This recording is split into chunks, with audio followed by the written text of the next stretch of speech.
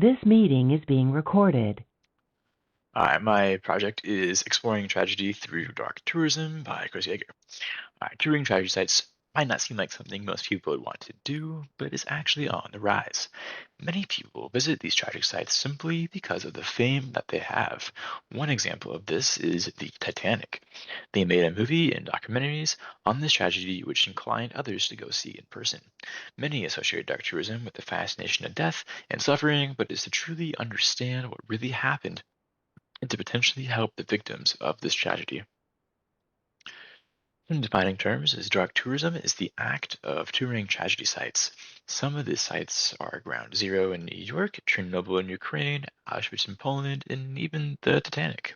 The list goes on. The reason most people travel to these kinds of sites is to gain a sense of awareness of what actually happened that day.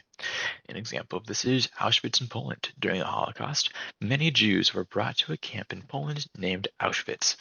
Approximately 1.3 million people lost their lives in this camp, and many to this day are mourning their deaths. In 1947, the Auschwitz State Museum was opened by the Polish Parliament, and to this day, more and more people visit this site to gain an understanding of what it was like to be there, but through dark tourism. Dark tourism can be super beneficial to the surrounding economy. These strategies can bring productive economic income. For example, Ground Zero. The entry fee for the museum is $25, but they give back to the victims' families instead of taking the profit for themselves. Other than economic financial gain, there is awareness. Awareness can play a crucial role in rehabilitating.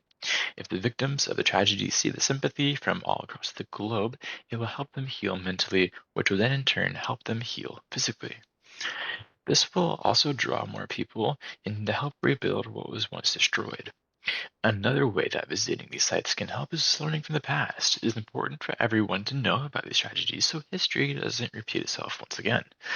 One example of this is 9/11. After 9/11, airports became 100 times more secure than they ever were. They implemented metal detectors and police dogs to stop this tragedy from ever happening again. Now, the counting argument. Many people think that dark tourism is disrespectful and unethical. Allowing anyone to visit these tragic sites has stirred up a lot of controversy. Victims of these disasters often don't take too kindly to tourists witnessing their grief. But those who advocate against dark tourism as unethical fail to see all of the benefits that it can bring. As long as it is done respectfully, the dark tourism sites can do more good than bad for the victims. Terry Wins Petrie once said, "If you are going just for the thrill seeking, hoping to find remains, or perhaps get a kick out of others' misery, I am disgusted by that." She said this while doing a dark tour of genocide in Bosnia.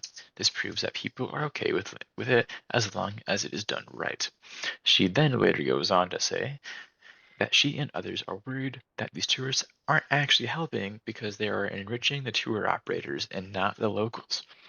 An example of this is Ground Zero. Many people who claimed to be tour guides charge people to go through the tragedy sites. This is unethical since they are doing this for their own financial gain. In conclusion, dark tourism is a great step for rehabilitation as long as it is done right. Being disrespectful will only hurt the victims and their families, and you will get nothing out of it. The economic gain and awareness greatly outweigh the negatives that come with dark tourism.